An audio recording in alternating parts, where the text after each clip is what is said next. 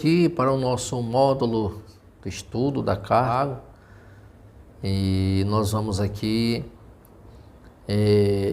falar, dando continuidade aqui ao módulo 2, o ponto 4, falando da coroa da vida, recompensa da perseverança. Em Tiago 1,12, nós vemos uma promessa incrível. Feliz é o homem que persevera na aprovação, porque depois de aprovado receberá a coroa da vida que Deus preparou, Deus prometeu para aqueles que o amam. Então Tiago ele desafia o homem a essa recompensa. As provações ela traz para nós uma maturidade tão maravilhosa que a gente vai observar claramente que você permanecendo com essa expectativa, você perseverando, você vai ser recompensado pelo Senhor. Haverá uma recompensa de Deus para aqueles que perseveram até o fim, para aqueles que suportam com perseverança a aprovação, porque depois de ser aprovado, receberá a coroa da vida. Então essa coroa da vida simboliza a plenitude da vida em Cristo, tanto agora quanto na eternidade.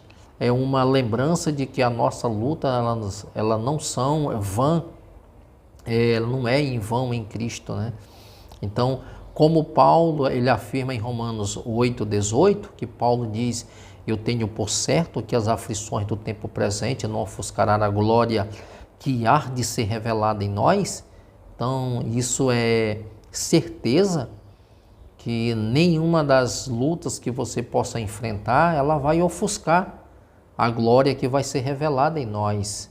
Então, é por isso que Paulo diz: olha, eu tenho certeza, eu tenho convicção, eu tenho por certo. Paulo diz assim: olha, eu não vou nem duvidar, porque o que eu estou passando aqui é situações que elas sobrevenham e eu estou indo de encontro com elas e eu vou passar por elas porque eu sei que eu serei coroado.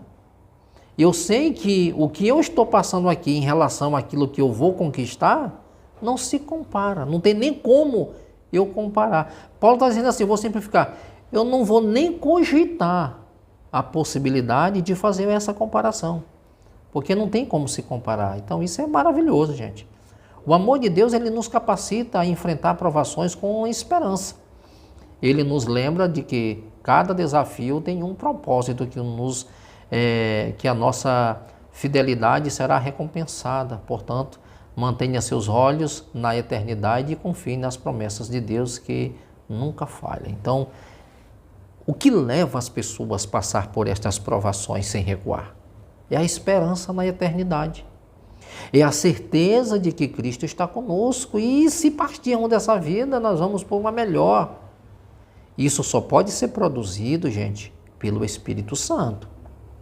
Um homem natural vai olhar o que eu estou falando aqui e vai dizer que eu sou maluco, porque como é que eu vou passar pela aprovação alegre e se eu partir daqui por uma melhor, eu vou gozar de coisas que têm efeitos eternos. Alguém vai dizer assim, esse cara é maluco, mas na verdade, quem vai promover isso em nós é o Espírito Santo, essa certeza, essa alegria, essa confiança, essa esperança. Somente Ele pode produzir isso em nós, essa coroa maravilhosa. Então, Apocalipse 2,10 diz, reforça que aqueles que forem fiéis até a morte receberão uma coroa da vida. Isso mostra que a perseverança é uma marca dos que verdadeiramente amam a Deus. Então, quando João escreve Apocalipse, ele reforça que aqueles que forem fiéis até a morte, e dar-te-ei a coroa da vida. Então, isso é para quem crê, isso não é falácia, isso é para quem acredita realmente que Deus pode fazer coisas grandiosas na nossa vida. Ponto 4 fala assim, a origem das tentações. De onde é que vêm as provações? De onde é que vêm as tentações? Tiago, ele afirma que as tentações, elas não são provenientes de Deus. É por isso que ele diz ninguém diga que sendo ele tentado, verso 13, eu estou sendo tentado por Deus, porque a Deus ninguém ele tenta. Então o que Tiago está dizendo é que a origem das tentações, elas não são provenientes de Deus. Não é Deus que promove isso de forma nenhuma. Então a verdadeira origem das tentações já está dentro de nós. Ele escreve, cada um, porém, é tentado pela própria cobiça, sendo por esta arrastado a seduzir. Ou seja, o que Tiago está dizendo é que a origem das tentações está dentro de cada ser humano.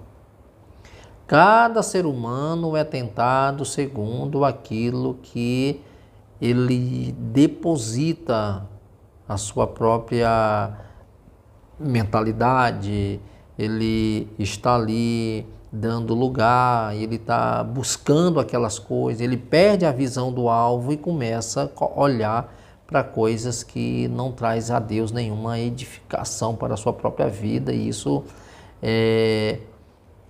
são cobiças dos olhos, né? Então a gente tem que tomar muito cuidado. Então cada um, porém, é tentado pela própria cobiça. Então aquilo que você está cobiçando é naquilo que você é tentado. Então aquilo que você está vendo, aquilo que você está olhando, aquilo que você é despertado a cobiçar, você é tentado por aquilo. Então, quando não é controlada, ela gera o quê? Pecado. O que Tiago está dizendo é que quando nós somos atraídos a nos envolver com determinadas coisas, e se não há um controle nosso sobre isso, isso vai se tornar pecado. Por quê? Porque você não consegue controlar. E se você não controla, ela gera o quê? O pecado, quando for a sua vez, levar à morte. Tiago usa uma linguagem vivida para mostrar o ciclo mortal da tentação. Cobiça, pecado e morte. Então, nós devemos observar cobiça, pecado e morte. Nós olhamos, cobiçamos e não controlando aquilo se torna pecado e o pecado leva à morte. Então a gente tem que tomar bastante cuidado com a cobiça. Ser tentado a alimentar-se de coisas que possa ser prejudicial e você não controla aquilo, isso é pecado. O pecado é o excesso dessas coisas. Você sabia que tem coisas que não são pecado e depois torna-se pecado? Tem coisas que são inofensivas e elas não são pecado. Mas quando você se deixa dominar por elas, isso já se torna pecado. Porque você não tem controle, você perdeu o controle. Por exemplo, tem muita gente que é dominado por um aparelho de celular. Ter um celular é pecado? Não. Mas quando ele domina você, que você já não consegue mais se desvencilhar daquilo, se torna pecado. E por que tem muitas pessoas depressivas? Tem muitas pessoas hoje que elas estão no estado de depressão, estressada. Tem gente que nem sai mais de dentro de casa porque está na frente de um computador ou preso por um celular. Ele se tornou o quê? Refém daquilo. Tiago diz que isso é pecado, o excesso dessas coisas é pecado. E o pecado gera morte. Cuidado, gente, tome cuidado. Olha só, esse princípio ele é reforçado em Romanos 6:23. O que é que Romanos 6:23 está dizendo? Porque eu estou falando de cobiça, que não sendo ela dominada, ela se torna pecado e o pecado gera morte. É isso que Romanos 6:23 está falando. Onde Paulo afirma que o salário do pecado é a morte. Além disso, 1 Coríntios 10:13 nos assegura que Deus é fiel e não permitirá que sejamos tentados além do que podemos suportar. Ele sempre proverá uma saída. Ou seja, cobiça, não sendo dominada, gera pecado, pecado gera morte, produz a morte. Então, o que Paulo está dizendo? Olha, Deus ele promove segurança, ele é fiel e não permitirá que sejamos tentados além do que podemos suportar. Só que tem um porém aqui. Nós não vamos ser tentados naquilo que nós não podemos suportar, mas a gente tem que atentar muito bem para que a gente não seja dominado. A princípio, você até leva na esportiva, porque você acha que aquilo é inofensivo. Quando você menos espera, você está sendo dominado. Então, o Tiago ele nos lembra de que a tentação em si não é pecado. Olha só, a tentação em si ela não é pecado. Mas ceder a ela, sim, portanto, devemos vigiar. Nossas inclinações é buscar refúgio em Deus. Então, se nós somos tentados e não somos tentados além das nossas forças, ele está dizendo, você ainda tem condição de reagir, de lutar, porque a tentação ela não vem, ela não é uma tentação que Deus não prova você além das tuas forças. Ou seja, quando você é tentado, e a tentação em si ela não é pecado, mas aí é que está aquela questão. Eu que decido se eu vou ceder ou não. Por que Deus não nos prova além das nossas forças? Porque você ainda está no controle, no momento da tentação. Você está no controle. Agora, se você ceder, e aquilo ali já está gerando, constituindo-se pecado. Porque você cedeu, você deixou ser dominado. E sendo dominado por aquilo, isso gera morte. É isso que Tiago está dizendo e que Paulo reforça em 1 Coríntios 10, 13. Então nós temos que tomar cuidado, não brinque com tentações. Ser tentado, foge, não brinca, não subestime, porque uma vez subestimando o mal, você se torna uma presa fácil. Olha o verso, o ponto 6, diz assim, Deus é doador de toda boa dádiva. Que coisa linda. O 16 e o 18. Tiago muda o foco para a bondade de Deus. Até aqui nós falamos sobre tentação. Agora, tanto no módulo 1 quanto no módulo 2, até aqui no ponto 6, ponto 5, nós falamos sobre tentação. Agora, o ponto 6, nós vamos falar, Deus é doador de toda boa dádiva, do verso 16 ao 18, que ele fala aqui, Tiago muda o foco para a bondade de Deus, além de afirmar toda boa dádiva todo dom perfeito vem do alto, descendo do Pai das luzes, que não muda com as sombras inconstantes. Verso 17, né? Aqui Tiago ele exalta a imutabilidade e a generosidade de Deus. Tudo que é bom em nossas vidas vem de sua mão, sem variação ou mudança. Isso é maravilhoso, tudo que é bom. Então o Tiago está mostrando aqui que o contraste entre Deus e o mundo é evidente. Enquanto a tentação nos leva ao pecado e à morte, Deus ele nos dá tudo o que precisamos para a vida e a piedade. Tiago ele reforça por sua decisão, ele nos gerou pela palavra da verdade, para que sejamos como que os primeiros frutos de tudo que ele criou. Olha o verso 18. O que Tiago está mostrando? Tiago, isso mostra que nossa regeneração e nova vida, elas são presente da graça divina, concedida por meio da sua palavra. Que coisa maravilhosa. Então, o que Tiago está nos mostrando é que essa dádiva que Deus nos dá, que Deus proporciona a esse homem, é tão grandiosa que por sua decisão, ele nos gerou pela palavra da verdade, ou seja, foi Deus que decidiu demonstrar ser esse doador de toda boa dádiva. Ele me alcançou, ele me perdoou, ele me deu essa dádiva preciosa, ele gerou e eu fui gerado pela palavra de Deus, né? Pela palavra da verdade, para que sejamos como que os primeiros frutos de tudo que ele criou. Está em Tiago 1,18. Outra coisa importante, que isso mostra que a nossa regeneração ela é uma nova vida, são um presente da graça divina. Paulo fala em Efésios 2,18 ou 2,8. Pela graça sois salvos por meio da fé, isso não vem de vós, é dom de Deus. Deus decidiu nos regenerar.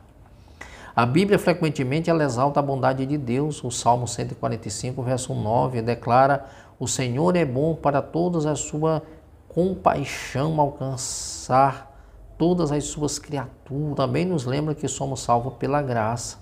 E é um dom de Deus e não por nossas próprias obras, ou seja, não é mérito meu, eu não tenho mérito nenhum nessa questão da salvação. É Deus quem dá, é Deus quem salva, é Deus quem regenera, é Ele que transforma. Então tudo que eu recebo de Deus é favor. Eu não sei por que tem gente que fica se gloriando porque acha que é alguma coisa. Tudo que você recebe, tudo que você tem, tudo que você é de Deus. Foi Deus quem colocou você aí, foi Deus quem te transformou, foi Deus que te regenerou, foi Deus que te deu graça, foi Deus que fez você o que você é hoje. Então, Paulo disse assim, se alguma coisa eu tenho que me gloriar, eu me glorio na cruz de Cristo. Ou seja, Paulo diz assim, ó, eu olho para dentro de mim mesmo e eu não tenho que me gloriar de nada, porque tudo que eu tenho foi Deus que me deu. Então nada é mérito meu, tudo é Deus. Então isso é maravilhoso. Quando você se torna dependente de Deus, você reconhece a grandiosidade dessa graça. Então não tem como você ignorar isso. Não tem como. Por quê? Porque é Deus que está em você. Ele gerou. Isso é lindo. Foi Ele que gerou em você pela sua palavra. Então nada é nosso. Tudo é de Deus. Tiago ele nos chama a reconhecer, a valorizar a fidelidade de Deus. Quando nós enfrentamos provações ou tentações, nós devemos lembrar de que Ele é doador de tudo e que é bom. Sua palavra nos regenera e suas promessas elas são imutáveis. Assim nós somos o quê? Fortalecidos para viver uma vida que glorifique a Deus, confiando que Ele nunca nos deixará faltar nada de essencial para cumprir seu propósito em nós. Então, gente, confia em Deus, acredite, deposita em Deus a sua confiança. Não anda ansioso por coisa alguma, mas espera em Deus. Ele é doador, Ele é galardoador daqueles que o amam. Deus dará a nós no tempo certo para a sua recompensa. Então não venhamos nos estar angustiado por coisa alguma. Sétimo, diz assim, prontos para ouvir, tarde para falar, irar-se. O 19 e o 20. Tiago, ele refere uma orientação prática sobre como lidar com nossas emoções, palavras. Ele escreve, sejamos todos prontos para ouvir, tarde para falar e tardio para irar-se. Então, eu vou simplificar isso aqui. Tenha controle sobre as suas emoções. Tenha controle sobre você. Não fala porque você acha que tem respaldo para falar. E às vezes na sua fala você se ira, você machuca, e daqui a pouco você tem que estar pedindo desculpa. Então a gente tem que tomar um certo cuidado em controlar as nossas emoções, os nossos ímpetos, para que a gente não venha machucar os outros com nossas palavras, em vez de suscitar vida nas pessoas, às vezes nós estamos matando com nossas palavras. Então Tiago ele diz, olha, seja tardio, esteja apto para ouvir, esteja pronto para ouvir, tardio para falar. Então quando você falar, fale coisas que realmente seja frutífera, seja coisas que vai agregar algum valor na vida das pessoas, mas não machuquem elas. Porque cá entre nós, as pessoas já andam tão machucadas com tantas coisas. Às vezes as pessoas vêm para a igreja porque ela quer receber de Deus um refrigério. E às vezes a gente está ali, um desequilibrado, usando a Bíblia, ferindo, machucando, batendo. Então, em vez das pessoas saírem curadas, elas saem feridas. Então, nós temos que ter bastante cuidado e pedir sabedoria para Deus, para que Deus possa nos conduzir uma palavra que realmente venha sustir vida nas pessoas, cura, mudança, transformação. Então, é isso que Deus quer. Então, o que Tiago diz assim, ó? Ele fala algo interessante.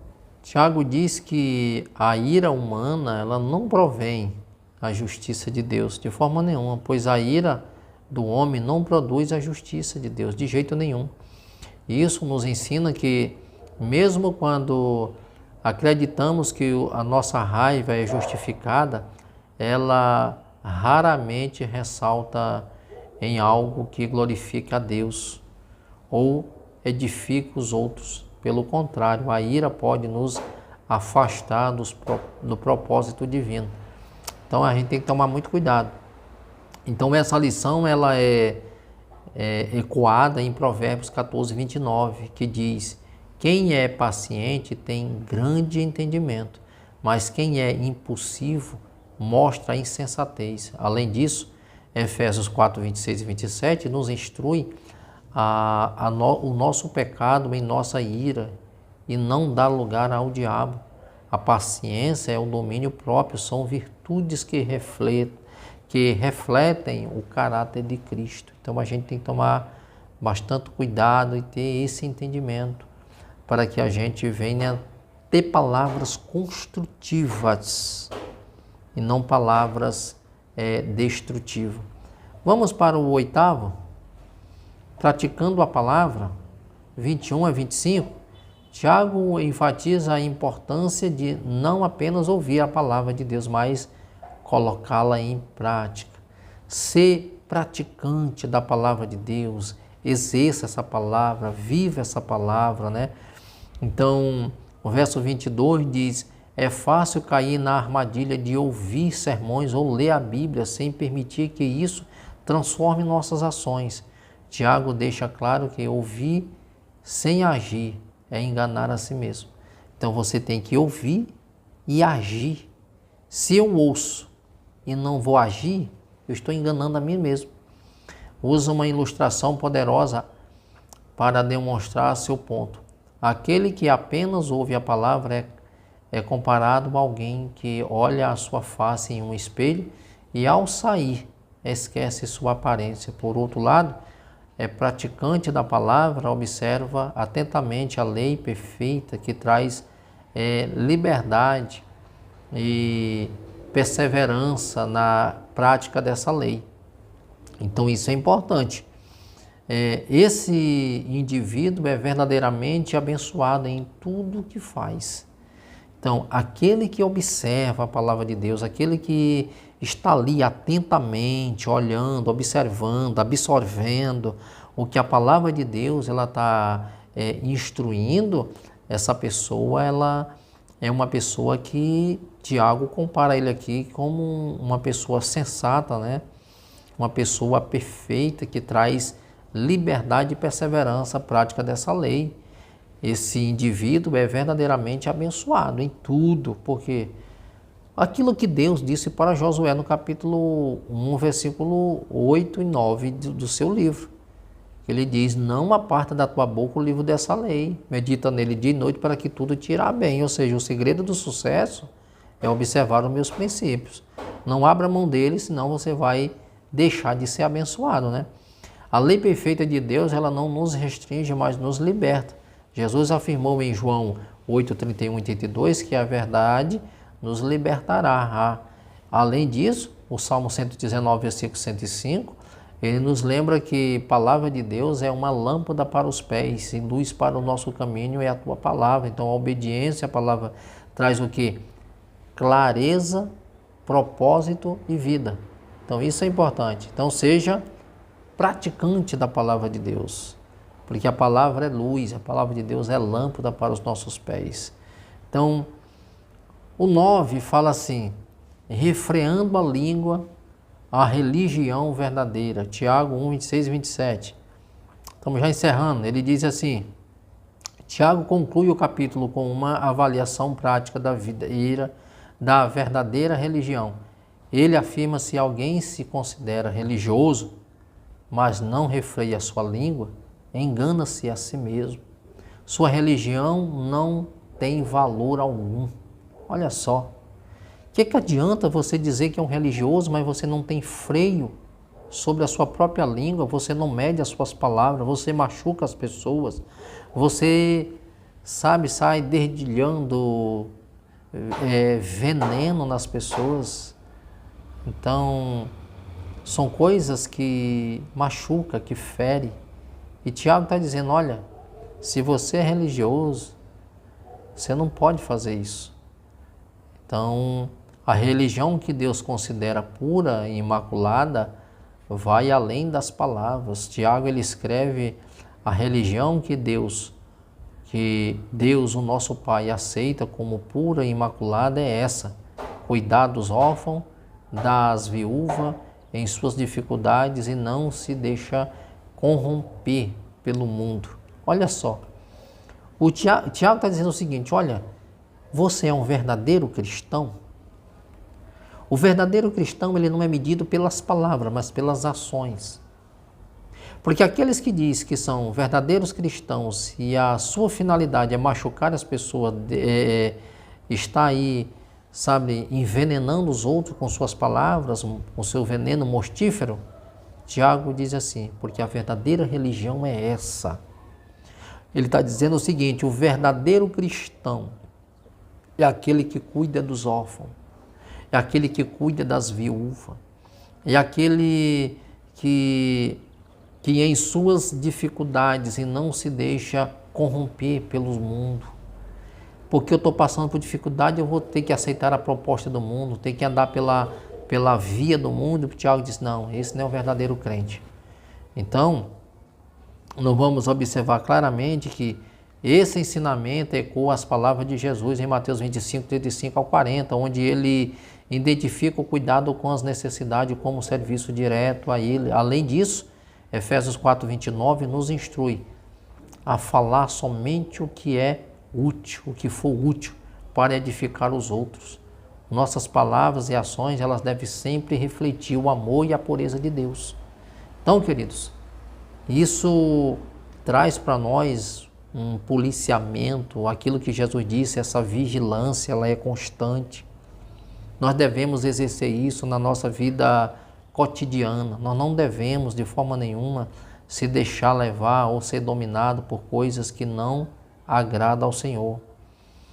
Então, esse capítulo ele traz para nós esse entendimento, essa motivação a refrear, exercitar em primeiro lugar a nossa fé, traz para nós uma motivação para a nossa oração, para nós sermos pessoas que venhamos orar, uma fé prática para os nossos dias. Nós devemos estar atentos, né?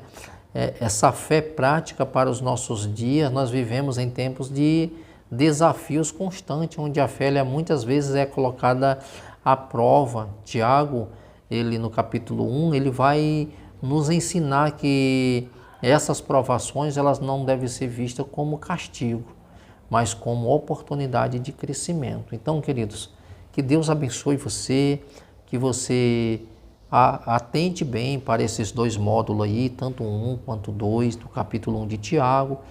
Eu trouxe aqui da melhor forma possível, da mais forma prática, bem objetiva, para não tomar muito tempo, para que você possa se deleitar e que você coloque em prática, pegue todas as referências que aí estão para o seu crescimento, para que Deus possa assim abençoar a tua vida de forma poderosa. Você que ainda não é inscrito nesse canal, se inscreva, deixe o seu comentário para que assim nós tenhamos condições de estar alcançando mais pessoas e que Deus te abençoe. Uma coisa eu prometo a você: eu estarei orando pela sua vida, pela sua família, para que Deus esteja assim abençoando você maravilhosamente. Que Deus te abençoe em nome do Senhor Jesus.